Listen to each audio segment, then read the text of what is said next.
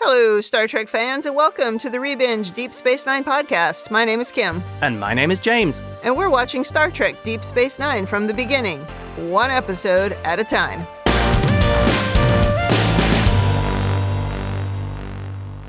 Welcome back to the podcast. Today we are on Season 5, Episode 21, Soldiers of the Empire. This episode aired April 28th.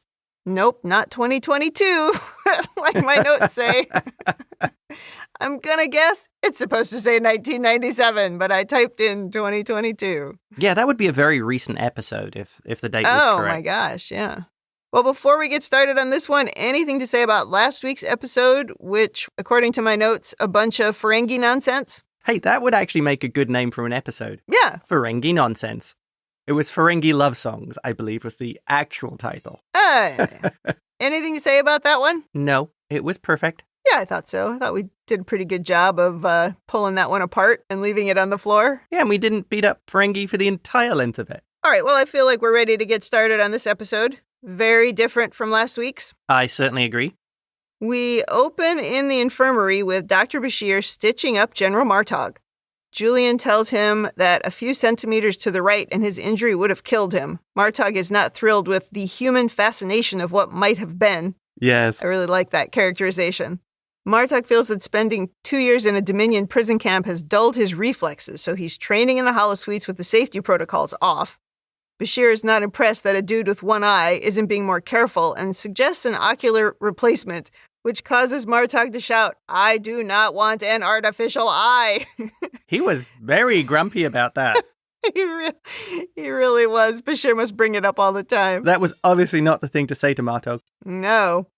So then Bashir says he must accept he has a disability, which further irritates the Klingon. And then some random, unrecognizable voice calls to say General Martok has a message from the Klingon High Council. Martok, gruff as he is, does thank Dr. Bashir before leaving, and he also growls a bit on his way out the door. Well, Bashir makes that joke, and it looks like, even though he, growls, he did have kind of a smirk at the end, sharing a joke with the human. About there being blood in the carpet. Yeah, exactly. That took days or weeks to get out, or whatever. You could see a Klingon taking that as a point of honor. Yes. It would take you no less than a month to get out my blood. Has there ever been a better portrayed Klingon than Martok? It's hard to disagree. Gowron plays a very different Klingon. I think Martok is very much the embodiment of everything that Worf tries to be as a Klingon. Yeah. That sort of true, honorable warrior. Yeah, I feel like Gowron is a very specific kind of Klingon. He's sort of unique, right? And even when we first meet Gowron on Next Gen,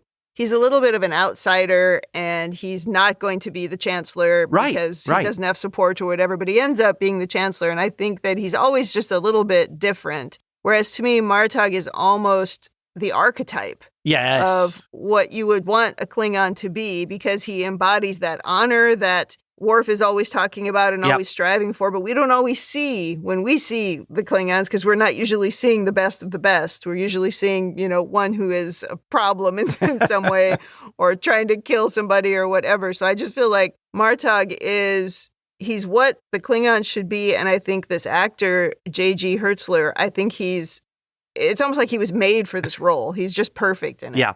Well, he gets this type of Klingon, I think, in the same way as Gowron is portrayed exactly as Gowron needs to be. He is a Klingon and he is a politician. Yeah, agreed. Whereas Martok is the Klingon honorable warrior. Absolutely, yes. Well, now we go out to the garage and Worf is working on his hot rod with Nog. Yeah, he's trying to upgrade the stereo in the van by the look of it. That's all I could think about was, oh my God, we're back to the garage. He wants the 1,000-watt subwoofer. He does. And he's roped Nog into helping. And Nog is frustrated with all of this tinkering with the car. And when Worf tells him to go to the engine room and download the operating system into the computer core, but this time do it one file at a time, Nog is very annoyed and he silently pretends to strangle Worf. Of course, he can't see him do that, but this was the most relatable thing I've seen Nog do, and it really made me laugh out loud. Of course, he wouldn't do it if Worf could have seen him, but that's, I think, why it was so relatable and so funny. I think anyone who's worked in IT or MIS can very much relate to Nog at that moment. Yeah, for sure. Before Nog leaves, Martok comes in, and Nog is standing between the two of them, Worf and Martok. I mean, he doesn't even come up to their shoulders. It's just such a funny image. It's almost like they're talking over him and they don't even know he's there. He stands there awkwardly before taking the chance to escape. It was pretty cute. Yeah. I mean, these two guys are big fellas. Yeah, absolutely. We do learn here that Worf was the one who gave Martok the injury that Bashir was fixing during a warrior's training exercise, and they agree that humans wouldn't understand the need for real combat training. So Klingon. Yeah.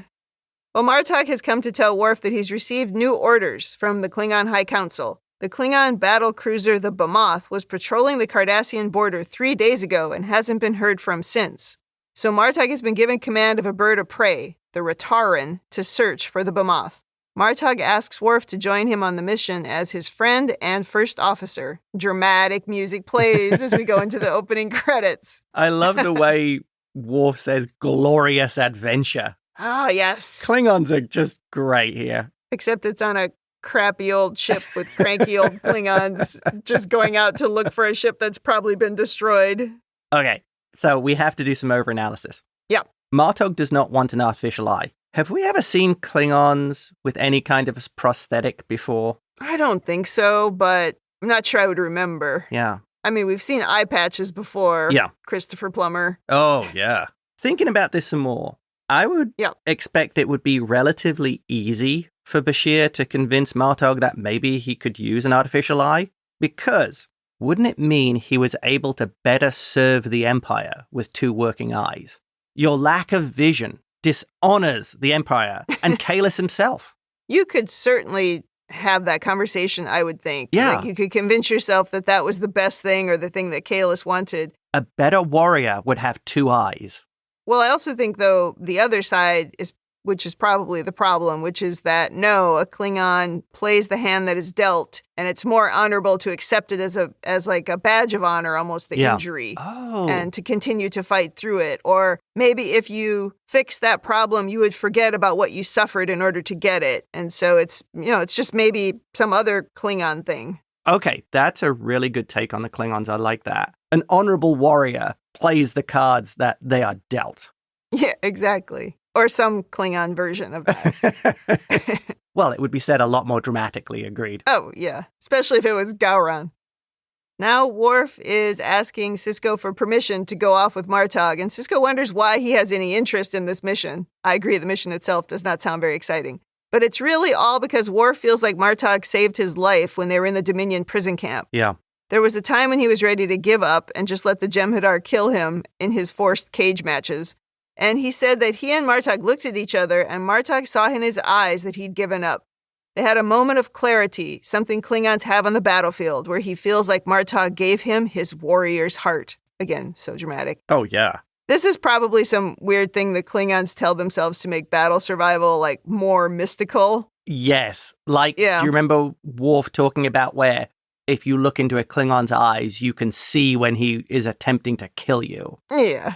I doubt it. And he calls it Tovadok. Yes. Which is probably a terrible pronunciation. Well, it's a fake language, so does pronunciation really matter? I'm pronouncing it as a Southern Klingon word. Okay. I would expect the Klingons have a lot of mysticism built into their warrior code. Yeah.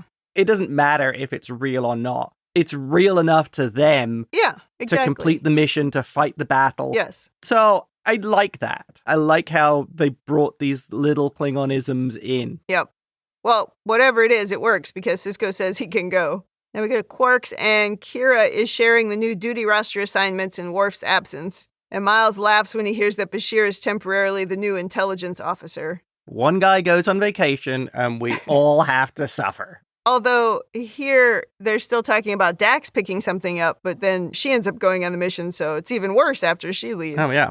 When they talk about serving on a Klingon ship, Miles equates it to being on a ship of sea pirates, where you advance in rank by killing the persons above you. Dax does a little speech about it not being quite that chaotic. A subordinate can only challenge a direct superior, and only under certain conditions, like dereliction of duty, dishonorable conduct, or cowardice. And we can only assume at this point that this is going to be meaningful later. Yep. And I'm going to point out, I thought this was a great example of how to do exposition in a story without making it clunky.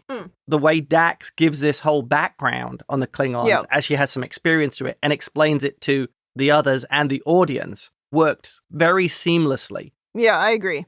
Well, just then some very scary-looking Klingons arrive, one in a sleeveless top, which is not something you often see on Star Trek Aliens. He spent a lot of time at the gym. Yeah. He's wearing the sleeveless top.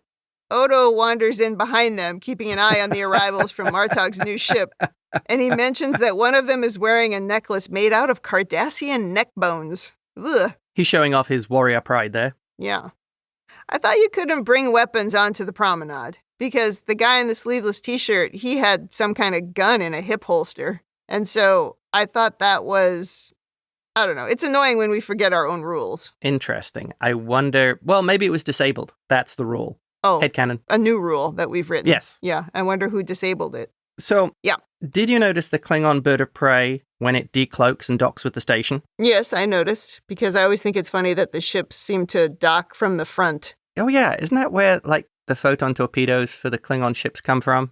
It seems very weird when that happens. But yet when they come in, they don't come in that way. You never see them coming in through the front. But anyway. Interesting. Yeah. Because I noticed it's very similar to Ducat's Klingon bird of prey, which in 1202 in Apocalypse Rising decloaks and docks exactly the same way. You mean like how those two Cardassian guys are always on the roof of the same building watching some video that's superimposed? Yeah, but they do that every day, so that one's explainable. This must be a standard docking procedure. They probably have it programmed in the computer, so when they get close, they just press dock, and they all do it exactly the same way. That's funny. No, I didn't notice that, but it doesn't surprise me. Well, it's a good way of reusing footage. Yeah, oh, yeah, absolutely. And anyway, that was like 21 weeks ago. Everybody would have forgotten. Yeah, good point. I certainly did. This might be slightly off topic, but I'm pretty sure that bird of prey Ducat used is probably in a museum already. Oh. Extolling his virtues as a hero of Cardassia. I'm sure. There's already a memorial plaque next to it. Oh, yes. Well, Worf turns up for his new job in full Klingon uniform, but without his usual sash. Yep. He says, officially there is no House of Moog in the Empire, so it seemed pointless to wear it. Worf tells Dax that he doesn't want to have a lengthy goodbye, but when he gets into the airlock, he learns that she's coming with. She had no intention of saying goodbye. She'll be the science officer on the mission, and Worf is again completely confused and bamboozled by his own girlfriend. She likes to confuse Worf. He's easy to surprise. He has this very streamlined view of how the world should work according to him, and he gets confused when it doesn't go that way. Which is why Dax is probably the ideal partner for him.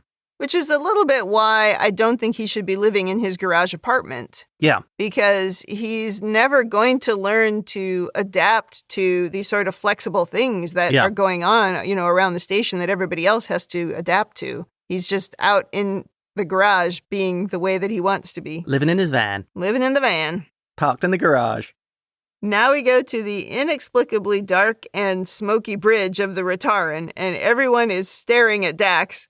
I assume there'd be some kind of mutiny if someone banned smoking on Klingon ships. Yeah, we need something. An air purifier? I don't know. Yeah, we need an air purifier. That's exactly what I was thinking, because it is not looking good in there. Plus, how do you see anything? It's so smoky.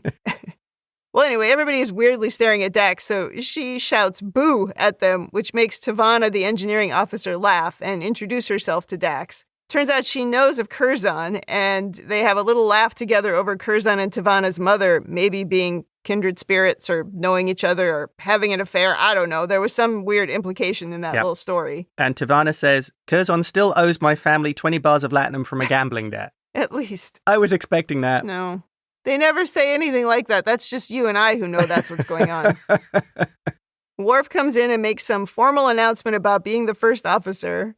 One of the other crew members says there have been no victories for the ship or crew for the last 7 months, so Worf says that they will restore honor to the ship and bring glory to the Empire, just as Martok comes in and takes command. And we head out on our mission to the last known position of the Behemoth. But there's trouble right away, because Martok and Worf have a disagreement about going through or around a nebula. Martok wants to avoid potential fights with Jem'Hadar ships in the nebula, so he orders a plot around the nebula, making their journey longer. And there's a lot of sarcasm in the responses from the crew already, so they're clearly already a little edgy. This really is a motley bunch of pirates, is the best way of describing it. Yes. If the Klingons have a word for sullen, this lot is the definition of it. Especially the sleeveless guy. Oh, yeah, and the helmsman. Also, Apocalypse Rising 1522. Exactly the same flying away sequence as in that episode. It must be a standard thing. Oh, yeah, I'm sure. It's just a coincidence. Well, after we take off, Worf starts some singing on the bridge, but not everyone joins in. Oh, yeah. That's very telling as well. I think only a couple of them sing and the others are like mumbling along. Like, this is not a happy crew. No, Dax was singing. Where, by the way, was the singing in For the Uniform where it really belonged? Aren't you happy you're just getting your musical episode? No, it's not the same. So now everyone is having lunch in the mess hall when Dax knocks one of the crew to the ground for taking her seat. But the crew quickly forgives her when they learn that she brought 3 barrels of blood wine on board for the crew. Smart move. Later, Worf and Martok are going over personnel records privately, and it is not really good news. Worf says it's not surprising that the crew morale is low considering all the defeats they've suffered. Yeah. Martok is worried the crew now expects defeat, but Worf thinks they just need one win over the Jem'Hadar, and Martok says he needs one too, but he doesn't think they can risk taking this crew into combat before they're ready. So they agree that they're going to make this crew honorable again. I thought it was odd that Martok was only reading the crew records at this point, that he hadn't gone through them beforehand and discovered that this was the F troop. Yeah, I think realistically, he would have already looked at it. Yeah. But this just sort of worked for the story. Right. Back in the mess hall, the crew is telling Dax about their recent failures. They obviously resent having had to run away from battle more than once. Oh, yeah. The guy with the neckbone necklace asks why the successor to the great Curzon Dax would serve on this ship. And another one of them says, oh, it's because she's the Parmakai of Worf. But she says it's an honor to serve under Martok. There's some drinking and laughing until the sleeveless guy says, this ship is cursed, and it's made for tears, not laughter. That was amazing. There's some great Klingon lines. Yeah, that was a good one. Worf calls everyone to battle stations as a Jem'Hadar ship has been spotted. And the sleeveless guy tells Dax after everybody else has left the room, now she'll see either death or dishonor will visit them today. Although I think he says, this day, being a Klingon. Perhaps part of their problem is all these drunk Klingons going to their posts. There was a lot of drinking going on there. That might be the problem today, although the last 7 months they said they haven't been drinking because they didn't have any booze on board. But this might not help, yes. So we see a Jem'Hadar ship conducting Polaron scans nearby, but they don't seem able to detect the cloaked Klingon ship. When the cockroach ship starts to pull away, everyone wants to pursue, but Martok wants to stay on their original course. Worf whispers to him that we have the Jem'Hadar in our sights, but Martok says, don't question me, and he reissues his order. And then Dax whispers to Worf that they could have had an easy victory, and this crew needs a win. Worf defends Martok, of course, but Dax thinks there is a dangerous undercurrent in the crew. Yeah, Worf seems kind of blind to the fact that something's up with Martok. He takes a cautious route. He doesn't want to fight this single ship. He's being, I would say, more cautious than you would expect from a Klingon warrior. I don't necessarily agree that he's not seeing that there's something up with Martok, because he is looking at Martok suspiciously. Yeah. But what he's missing is what's going on with the crew, and that's what Dax was trying to tell him. Ah, okay. Worf tries to talk to Martok later, and of course Martok's not amused. He believes this was not the right time for battle, and then he questions Worf's loyalty, but Worf says that he supports him. Yeah, well, this was the bit. Martok is giving excuses why he didn't attack. Yeah, and he had a bunch of them. They seemed pretty flimsy. Back to the drinking party, and Lesket, that's the guy with the Cardassian neck bones, is talking about what it's like to fight the Cardassians. It was always a complex game of traps. He says you can respect Cardassians because they follow a code and fight for their people, but the Jem'Hadar don't fight for anything. They fight because they're programmed to fight, and they have no honor. He says they're stronger and smarter, and they'll break us like they broke Martok. As he shouts, a sleeveless guy attacks him, and there's a brawl between the 3 Klingons, and Dax ultimately fires a phaser on the sleeveless guy while he's strangling one of the other Klingons. I believe sleeveless guy's name is Cornan, and as we've seen before, Dax does like to use a phaser on Klingons when they get a bit rowdy. It's not a terrible idea. It gets everybody's attention, gets the point across. Well, you also see here, I think, the real problem that they have a very defeatist attitude. And Lesket is not helping here at all, saying that the Jem'Hadar are better and stronger and they're doomed. Well, it reminds me a little bit of Worf's brother. Oh. Where he was just resigned to the fact that he had lost his honor and he wasn't going to get it back. They're very broody when this sort of thing happens to the Klingons. And so they're all in that state right now. It's over. We're done. We've lost. If it happens multiple times, and they're feeling a little bit helpless and hopeless, that's sort of what happens to them. Because it's certainly true, if you fail 5 times in a row, you assume that you're going to fail the 6th time. Yeah. I understand why their morale is low. It's just dangerous with people who are drinking and armed, already violent. Armed, drunk Klingons. Not a great combination, no. It's all smoky. It's probably hot in there. It's a mess. The thing I noticed in this scene was Lesket was telling his story. He mentioned a Cardassian rank of Glyn. Oh. I don't recall ever hearing this before. I did not notice that. I didn't even write it down. Yeah. Was that above a gull? From reading Memory Alpha, it's an assistant to a gull. The character of Damar. Oh, on Dukat's ship? Yeah, he was a Glyn. Got it. Maybe that's the first officer term. Oh, their version of it, yeah. But yeah, it was a new word to me. Well, Dax does try to explain now to Worf what's going on because he finds her sort of covered in blood from all the fighting. And she says Worf is too busy worrying about Martok to notice that the crew is falling apart. She says the crew needs a leader, and she's very melodramatic about it. She even says something like, wait until the decks are dripping with blood or something. She's turning into a Klingon. Yeah, Dax is really embracing the Klingon flair for melodrama. She's fitting right in. I wonder if when something like this happens where you fall into a comfort zone of one of your past hosts. Oh. I wonder what kind of a feeling that is. Does that mean that she immediately gets comfortable and she starts being a part of it? Or does it seem weird because this wouldn't be what this host was used to or had experienced before? I just figure there must be some kind of a callback to something that her symbiont is remembering.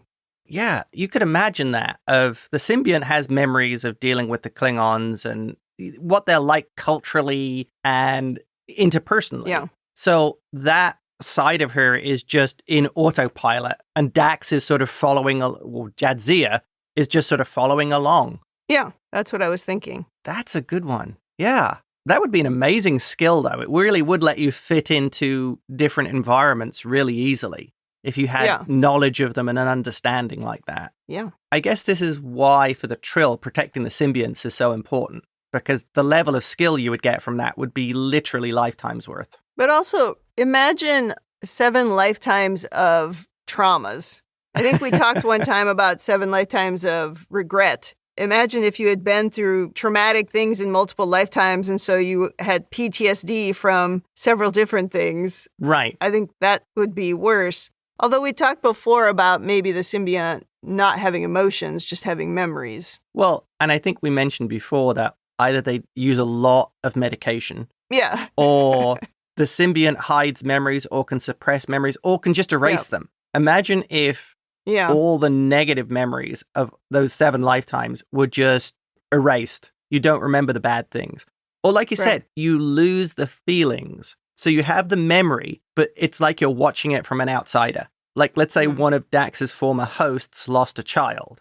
So the emotional trauma of that may be erased. So you're just seeing it as an observer. Right. It becomes a cold fact, not an emotional event or experience. Yeah, it's just like a recording. Yeah. Mm-hmm. You're watching a videotape of somebody else's life. Yeah. For me, that's a new way of looking at them. I'm going to think on that more now. After 5 seasons, I still stand by my thought that the Trill is the most interesting of the alien species. God, that's actually a really good one. Thank you. Well, later we pick up the distress signal from the Bemoth, finally. They were attacked by the Jem'Hadar and lost main power. They have heavy casualties, but there are at least 30 survivors and they need assistance. Yeah. Worf orders the crew to head to the location of the signal, and he leaves the bridge to inform the captain. Don't we have comms? Can't we call people on the ship? He has to actually go and talk to the captain. Well, it's a Klingon ship, so maybe the comms have actually broken a long time ago and nobody's fixed it. Yeah, maybe. Well, then Tavana, that is the engineering officer, whispers to Dax that things are coming to a head on the ship. She says, when the fighting breaks out, I'll protect you. It seems that Dax saved T'Vana's boyfriend in the drunken mess hall brawl, so now Dax has an ally. That's a smart move by Dax. Yep. And then the sleeveless guy that she shot comes onto the bridge, and he looks very threateningly at Dax, but T'Vana sends him to his station, averting a murder, at least for now. Oh, well, she has to tell him to get to his station twice. He is being very... menacing, yes. Scary, and brooding. I think we're really starting to see here that the chain of command and discipline is starting to completely fracture. Definitely. Well, Martok tells Worf that he's suspicious of the distress signal because he doesn't think the Jem'Hadar would have left survivors. Worf points out they don't know what happened, and there could be many reasons explaining why there are survivors. But Martok is annoyed, and he thinks he's the only one thinking clearly. He thinks it's a trap. Worf thinks they need more info, and eventually Martok does seem to agree with that. This is the point I think you see that the prison camp really did have an effect on Martok. Yeah, it's real caution now. Yeah. Before you could have said, okay, he was just trying to follow orders and be careful, but now he's suddenly full of excuses. Right. Yeah, exactly. Yep. Earlier on, you could make the excuse that, look, he was told to go to this ship and not engage in a fight, so he had to avoid the nebula. Yep. They couldn't destroy the other ship because of the risk of it getting a signal off. Yeah. Yep. Now they're actually trying to carry out the mission, and he's like, whoa, this could be dangerous. Yep. And this is emphasizing that this wasn't just caution. Martok genuinely seems to be afraid. Yep. On the bridge, we are searching for the B'moth, keeping a great distance from the border. Eventually, they find the damaged ship, and Worf starts ordering a rescue party, but when Martok learns that the B'moth has drifted to the Cardassian side of the border, he stops everything. He assumes there are Jem'Hadar warships lying in wait, and Martok doesn't want to cross the border, saying that violates his orders, but Worf argues with him, and T'Vana, too, is like, we can't just leave them here. And it turns into a shouting match, with Martok saying anyone not carrying out their orders will be charged with treasonable disobedience, and he storms off the bridge. After a second, Lesket, the neckbone guy, starts to laugh, and Worf basically tells everyone to get to their stations. I would ask, is Martok genuine saying that he will not throw away the lives of his crew, or is this just another excuse? No, at this point, it's another excuse. Because now he's not even carrying out his mission. True. He's like, oh, they've drifted over there. Ah, mission's off. That's not very Klingon. Yeah, he's kind of hiding behind the orders to avoid a confrontation. Agreed. Which is very un-Klingon. Dax at this point whispers to Worf that we can't leave the survivors out here to die. And Worf agrees and says he's going to have to challenge Martok for command of the ship. If he won't step aside, Worf says he'll have to kill him. Commercial. Into a very dramatic ad break. Yes. After the ad break, everyone is quietly getting their weapons ready to fight. Yes. The sleeveless Klingon tells Worf that Martok is a coward and must die. Meanwhile, Dax is secretly pushing buttons on the console and gives Worf a little nod. I have no idea what she was doing there, because they don't ever really explain it unless I missed something. Do you know what was going on? Right after that, the doors to the bridge open, and there are 3 Klingons standing there with weapons who appear to be the loyal crew members. Oh. So they've got the drop on this half a dozen Klingons who are trying to mutiny, basically. So she, called them, is what that was? Yes. Okay. I think she'd prepared. Okay. So she'd followed T'Vana's advice, because that one guy she saved... Yeah, the other sleeveless dude. There's 2 sleeveless dudes in this episode. Yeah. I would assume that would mean you have some loyalty towards Dax for saving your life. Okay. That makes sense. I didn't understand that part at all. That makes sense, yeah. Yeah.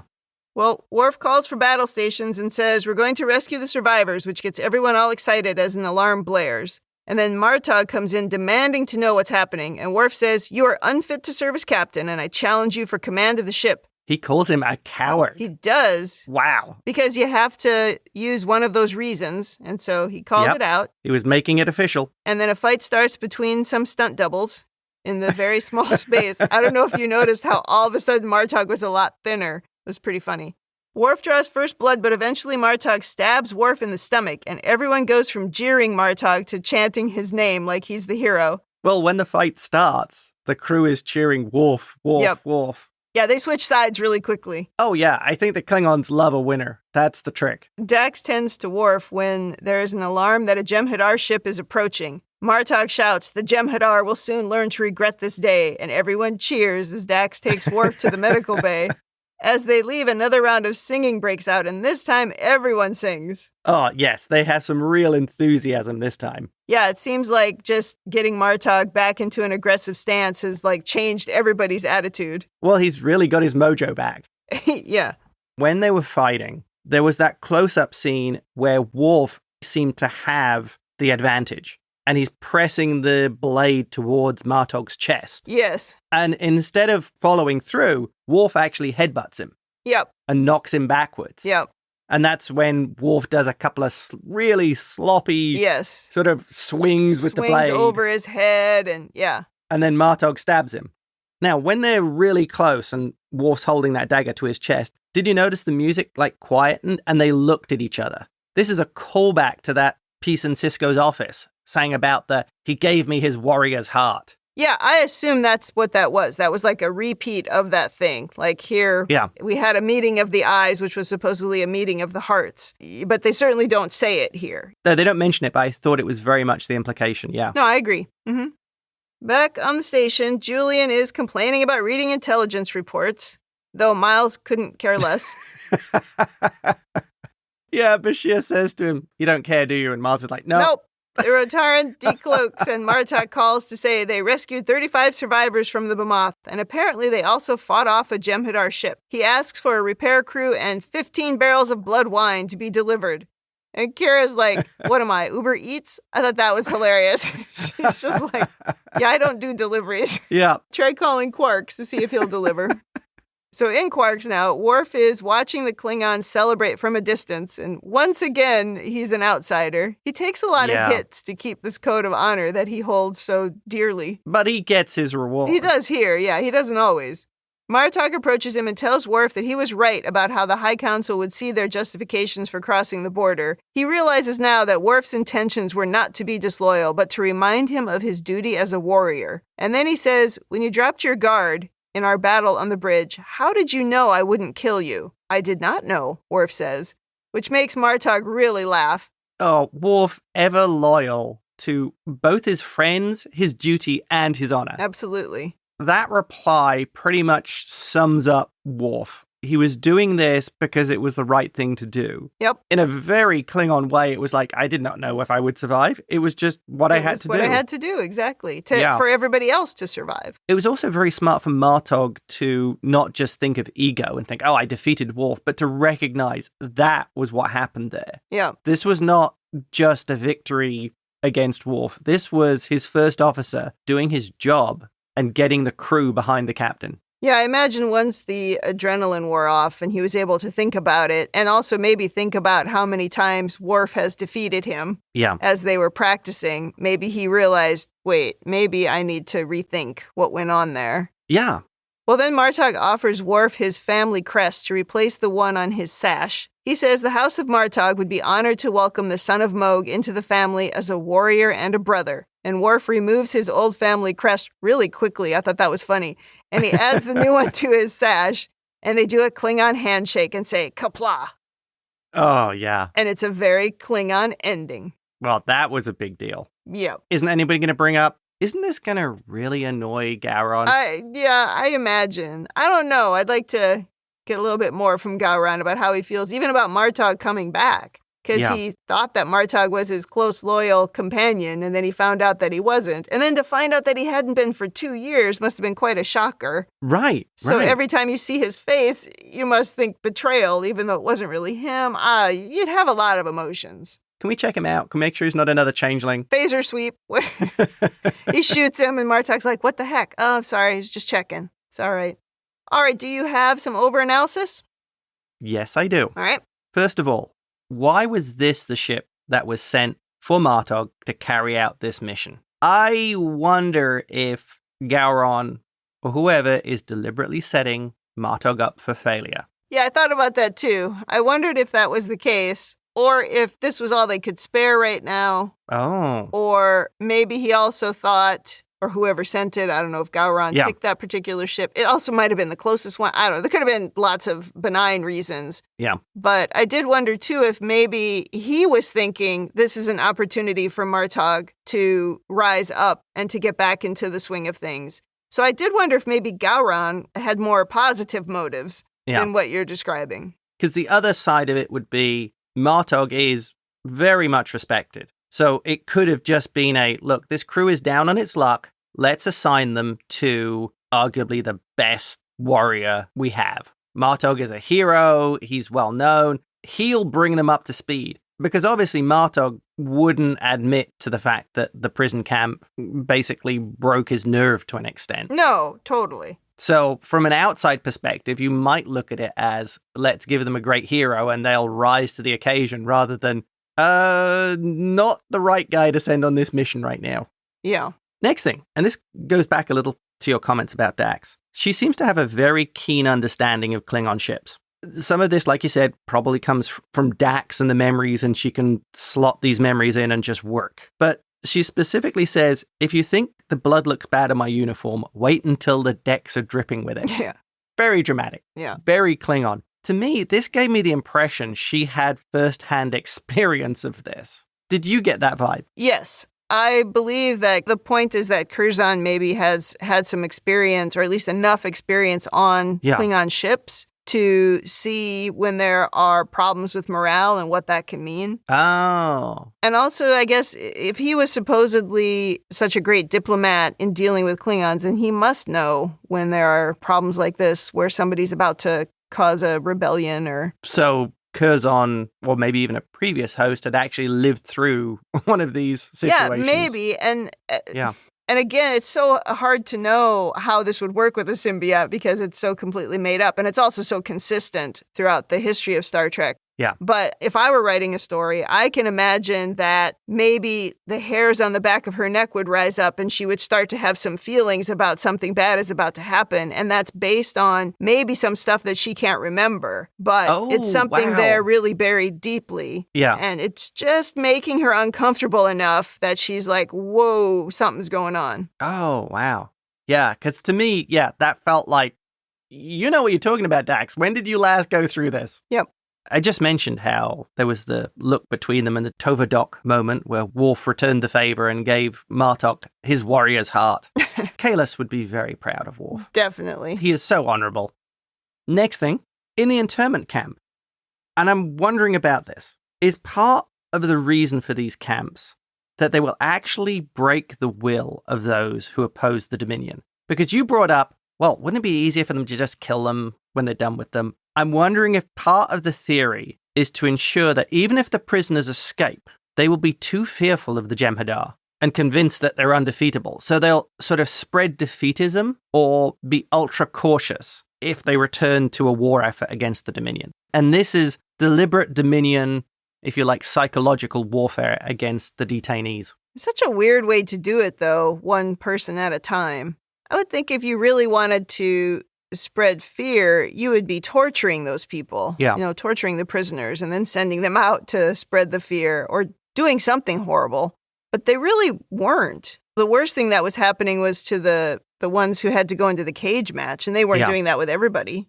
But maybe they were picking people like Martok, who was in a position of leadership. Yeah. Because he was a general. But then what was the point with Worf? So Worf was just a training exercise. Yeah, I feel like it's more like that they were using it to gather intelligence on how to fight them. And it was just a side effect with Martok. Yeah, just a side effect. Yeah. Bound to happen. Interesting. Yeah. Well, Martok was there for so long. That is true. Because he was there for 2 years. Yeah. And became probably a whole different person. Right. As you would. Sort of like what happens when you're not allowed to leave your house for 2 years. Oh, yeah. Changes everything. Okay, that's an interesting analogy there. Yeah. And I think my final point here. Yeah. Why haven't the Dominion implemented cloaking on all of their ships?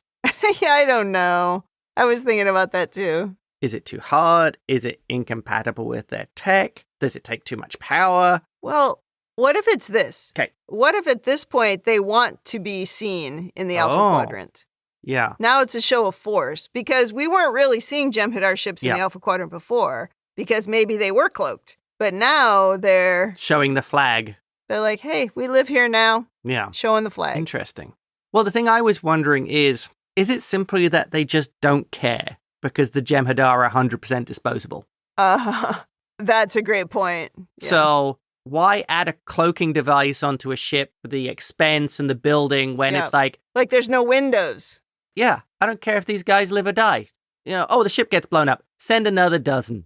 Yeah, they view the Jem'Hadar as disposable. Absolutely. Yes. You get blown up, whatever. We have another one. Yeah. Oh, it's worse. God, those founders are so terrible. They are the worst. They're like the un-Klingons. They completely lack honor. And I think I have a final overanalysis point. Okay. Now, it is part of, obviously, Klingon maritime law, spaceship law, that when you oppose a captain, there are rules that you have to follow, and so you can challenge them and have a fight and whatever. Pirate rules. Pirate rules, yeah. What happens if you fail? If you go after the captain, like for cowardice, I assume they normally get killed. One or the other dies. So I'm guessing Martok pulled his punch here, do you think? I guess I imagined that in the mirror universe, right? You get killed. But maybe in this universe, you just have to show you're stronger and win a battle. It doesn't have to be to the death. Right. So it's not a requirement. Yeah. And I wonder if then would you be dishonored? Or would it just be seen as, well, I suppose it probably would be. You'd be disloyal to your captain. I wonder if it acts as normally a mark against you as a Klingon. I don't know. Yeah, because I was wondering that when Worf was standing at a distance watching them celebrate. Had he now been kicked out of the crew? Was he again not Klingon enough or whatever? Yeah. Or is it just a matter of serve your time and then you're able to come back in and maybe the captain decides or the person, whoever you challenged, decides? Yeah, that's a good point. Maybe it is down to the captain's discretion of, he just made a bad call. Yep. And I stabbed him. Yeah. And I think that wraps it up for my overanalysis. Over to you. Well, the only thing I had in my overanalysis is that I feel bad that Worf constantly makes himself an outsider from the Klingons just to help others. Yeah. I mean, I guess it's good. It's actually really nice that Dax at least sees what he does and appreciates it. She says something in there about, this is why I love you. But it's really kind of heartbreaking, making Worf's character a bit of a tragic figure, I would say. And I never really felt that way so much during TNG, but they explore it a lot more here. Yeah. And I find it just sad. Yeah, he's always on the periphery of the Klingon Empire. Yeah. And at the end of the day, all he ever really wants to do is for the best of his people. Yes, that's true. Because he doesn't really have a realistic view of what they're like because he's just got the myths and the legends because he didn't grow up in it. Yeah. He's got like the feelings about it, but he doesn't have the experience with the people. Right. He has a very idealized view. Exactly. Of what Klingons should be like. Yeah. Interesting. Well, you asked me before we started recording if I had any leadership topics for this episode, and I really hadn't thought about it. I hadn't written anything down. And I think it's because the Klingons are so weird, right? I mean, it's hard to equate it to leadership that I can equate to. But ultimately, these two, Worf and Martok, they respect each other so much that they did some really smart things. Like they kept their conversations where they were arguing, they kept that private in front of the crew. Worf would whisper to him when he disagreed, or they would have the conversation outside of the room. Yeah. And I think that's always a good idea and really a good way to show leadership so that you're showing that you're together on something. But of course, something else happened, but whatever. I think you know what I mean. Yeah, that you've never had a knife fight over business decisions. I have not, and I don't intend to. Not that you've admitted to, anyway. And then also there was the thing at the end where Martok, he did a really good leadership thing where he owned up to Worf saying, you were right. And because he didn't have to do that. And then, of course, he offered him a chance to be part of his house. And, it was all very dramatic and very cute. But I think that's a good show of leadership. I think I've said that on here before. Sometimes you have to say, hey, I have my failings too, because I'm also, in this case, not human, but I'm also human. So I think that was cool. I appreciate that. I think that was important for Martok because it showed he wasn't driven just by, if you like, ego. Yeah. That he recognized that he had a problem. Right. And Worf helped him. And he didn't lose sight of what Worf had done for him already. Yes. And the relationship that they had, because he easily could have. Right. I think it speaks to the skills of Martok. Yeah. That he was able to recognize that. I think Martok is officially now my favorite Klingon. Wow. I love that character, and I love that actor in that role. I think he's great. I really like him. The awesome bit is, this is not the last time you see a lot of Martok. Oh, good, because, I quite like him. Well, let's go to women in the future. And surprisingly, the women aren't singled out or harassed in this episode, which I have to say is a pleasant surprise, especially in a Klingon episode. So I don't have a lot to say about it. T'Vana was a fun little side character, though I don't really know what to say about that randomness of her mother meeting and maybe having a fling with Curzon. I mean, that was just weird, but whatever. That was no big deal. Dax was making herself part of that crew, and she just spoke her mind with Worf, which I really liked because we've had all these terrible conversations with him in the past where she's not what he thinks she should be, but that didn't happen at all in this episode. She spoke her mind, and she was right, and he listened, and they formed a little plan together and kind of saved the ship, and I thought that was pretty cool. Well, and she fitted right in as a Klingon officer there. She definitely did. All right, so let's just go to rating. Thumbs up, thumbs down, or neutral. What is your rating? Thumbs up. One of the best Klingon episodes of all of Star Trek. Yeah, I agree. This is a very good Klingon episode, and I'm not always a huge fan of the Klingon episodes. Yeah. In a way, it's a little bit like the Ferengi stuff. It's almost like I don't necessarily appreciate this alien species because a lot of times it's about violence and they focus on things I don't quite understand or maybe agree with. But this was a really good episode because of the things that they focused on and sort of the outcome of it, too. It had a pretty good ending for both of the characters that I like. I agree. Thumbs up. Very good episode. And again, I think the guy playing Martok, he just made the whole thing for me. I just think he's so good at this. Oh, absolutely, without doubt.